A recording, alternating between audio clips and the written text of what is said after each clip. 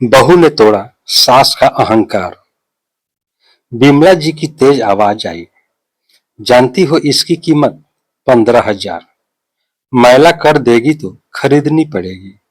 मैंने तुरंत हाथ खींच लिया, धीरे से कहा, माँ जी बहुत सुंदर है, क्या मैं अपनी एनिवर्सरी के लिए ले सकती हूँ? अगले हफ्ते ही है। बिमला जी ने नाक सिकोड़ी और हंसी। बहू, सपने में अपनी औकात देखकर देखो। पैसे पेड़ पर नहीं उगते। प्रिया की शादी का खर्चा है। और तुम्हारे मायके वालों से कहो ना, तुम्हारे पिताजी ने शादी में क्या दिया था। शोरूम के एसी की ठंडक में भी मेरे माथे पर पसीना था।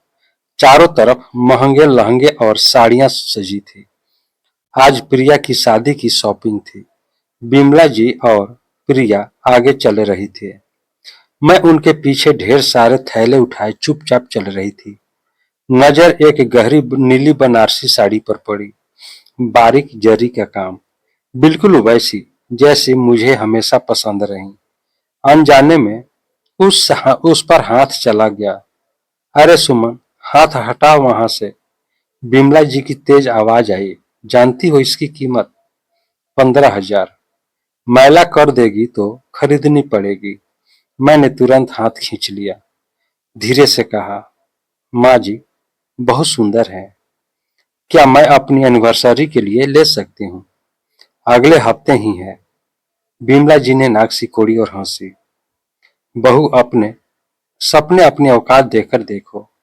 पैसे पेड़ पर नहीं उगते। प्रिया की शादी का खर्चा है। और तुम्हारे मायके वाले से कहो ना, तुम्हारे पिताजी ने शादी में क्या दिया था। हम तो अपनी बेटी के लिए आए हैं। मेरा चेहरा सफेद पड़ गया। आसपास के लोग भी असहज हो गए। मुझे याद आ गया कि घर से निकलते वक्त ससुर जी ने बिमला जी को 50,000 अलग दिए थे। बोले थे, बहू को भी कोई अच्छी साड़ी दिला देना। लेकिन बिमला जी ने वो पैसे अपने पर्स में छिपा लिए। प्रिया ने भी साथ दिया। हाँ भाभी, मम्मा सही कह रही हैं, ये साड़ी आप पर सूट भी नहीं करेगी। भैया की कमाई पर बोझ मत डालो। मैं चुपचाप हट गई। आंखों में आंसू थे, लेकिन रोई नहीं। काव्या की बात याद आई, जो दूसरे शहर में रहती है। उसने कहा था, दीदी, जब तक आप आर्थिक रूप से उन पर निर्भर रहेगी, कद्र नहीं होगी। उस दिन मैंने कुछ नहीं लिया, सिर्फ थैले उठाती रही।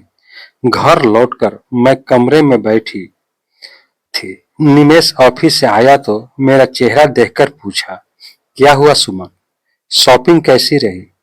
तुमने क्या लिया? मैंने झूठ बोला, कुछ नहीं, मुझे पसंद नहीं आया। रात को नींद नहीं आई। मैं एमए पास हूँ। शादी से पहले फ्रीलांस लिखाई करती थी। सब छोड़ दिया घर संभालने के नाम पर। सिला मिला, ताने और अपनापन। उसी रात मैंने पुराना लैपटॉप निकाला, धूल झाड़ी,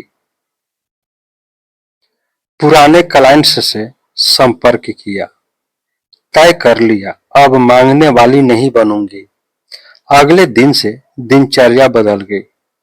सुबह 5 बजे उठकर घर का काम 10 बजे तक निपटा देती। बिमला जी खुश थी कि बहुत तेज काम कर रही है।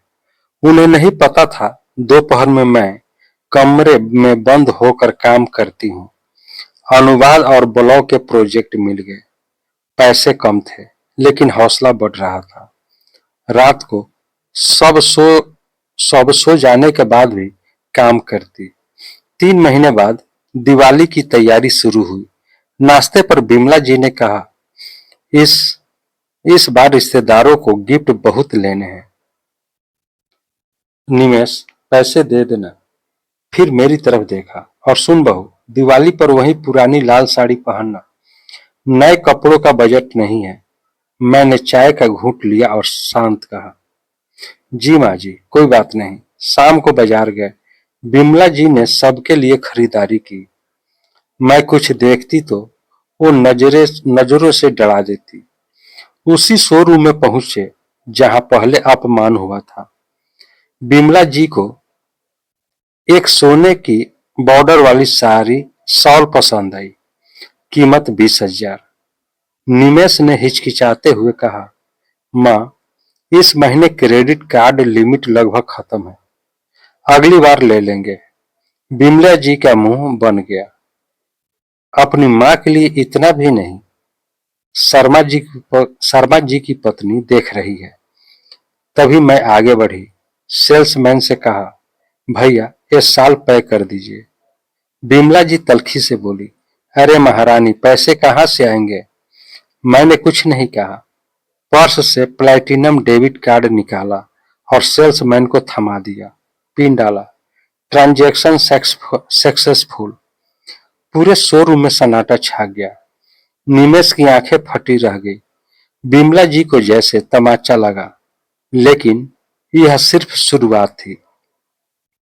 दिवाली की रोशनी से जगमगाते उस शोरूम में कुछ पल के लिए सन्नाटा छा गया। बिमला जी की आंखें आश्चर्य से फैल गई।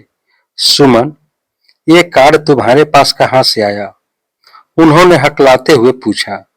मैंने शांत स्वर में कहा, माँ जी, मेहनत की कमाई है।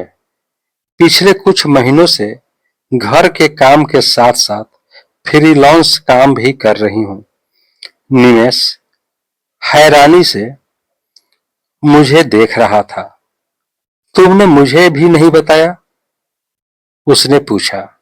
मैं हल्का सा मुस्कुराई। सोचा पहले कुछ बन जाऊं, फिर बताऊंगी। सेल्समैन सम्मान से बोला, मैडम, हमारी प्रीमियम कस्टमर हैं। पिछले महीने भी इन्होंने कई ट्रांजैक्शन किए थे। बिमला जी का चेहरा उतर गया। उन्हें याद आ गया कि जिस बहू को वे हमेशा दूसरों पर निर्भर समझती थी, वहीं आज अपने दम पर खड़ी थी। घर पहुंचते ही ससुर जी ने पूछा, अरे बहू, ये सब क्या सुन रही हूँ? मैंने उन्हें अपने काम के बारे में बताया। ससुर जी गर्व से बोले, मुझे पता था हमारी बहू बहुत काबिल है। लेकिन बिमला जी चुप थी। कुछ दिनों बाद प्रिया की शादी का समय आ गया।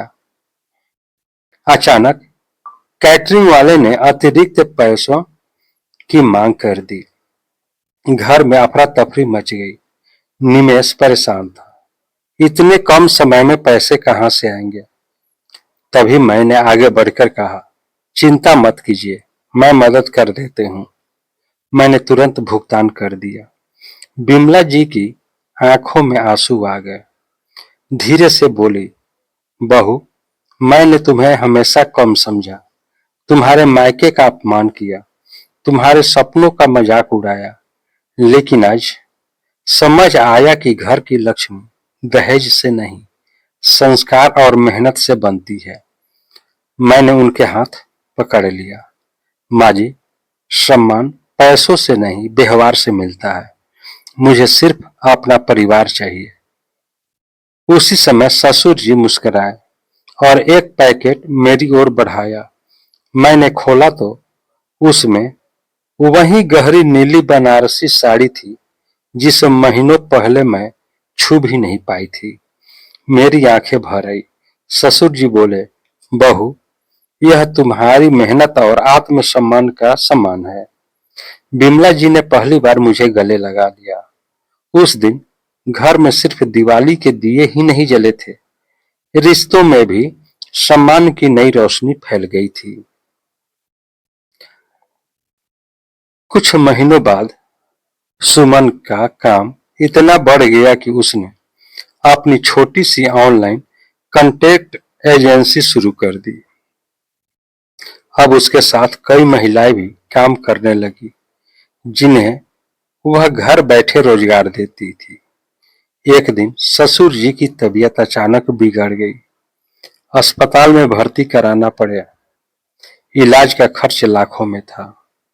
निमेश परेशान था। प्रिया और दूसरे रिश्तेदार भी बहाने बनाने लगे। तभी सुमन चुपचाप अस्पताल की बिलिंग काउंटर पर गई और पूरा बिल जमा कर दिया। डॉक्टर ने आकर कहा, बिल क्लियर हो चुके हैं। बिमला जी हैरान रह गई। किसने जमा किया इतने पैसे? रिसेप्शनिस्ट ने मुस्कुराकर कहा, आपकी बहू सुमन जी ने। बिमला जी की आंखों में आंसू बह निकले। उन्हें याद आने लगा कि वे सारे ताने, अपमान और कटु शब्द जो उन्होंने सुमन को कहे थे। ससुर जी के घर लौटने के बाद कुछ दिन बाद सुमन ने पूरे परिवार को ड्राइंग रूम में बुलाया। सबके मन में सवाल था। सुमन ने मेज पर कुछ कागज रखे और शांत स्वर में कहा, पिताजी, यह घर अब आपके नाम है। मैंने अपनी कमाई से यह घर खरीद लिया है। पूरा कमरा अस्तव्यस्त रह गया। बिमला जी कांपती आवाज में बोली, बहू, इतना सब करने के बाद भी तुमने हमारे लिए सोचा? सुमन मुस्कुराई, माँ जी, रिश्ते जीतने के लिए अहंकार नहीं, बड़ा दिल चाहिए। मैं बदला लेने नहीं, अपना सम्मान कमाने निकली थी। उस दिन बिमला जी ने सबके सामने सुमन का हाथ पकड़कर कहा, आज से यह सिर्फ इस घर की बहू नहीं, इस घर का अभिमान है। और पहली बार सुमन की आंखों में दर्द के नहीं, सम्मान और खुशियों के आंसू थे। दोस्तों, यह कहानी आपको कैसी लगी? कहानी को लाइक करें, शेयर करें। चैनल पर नए हैं तो चैनल को सब्सक्राइब कर लें, बेल आइकन के बटन दबा दें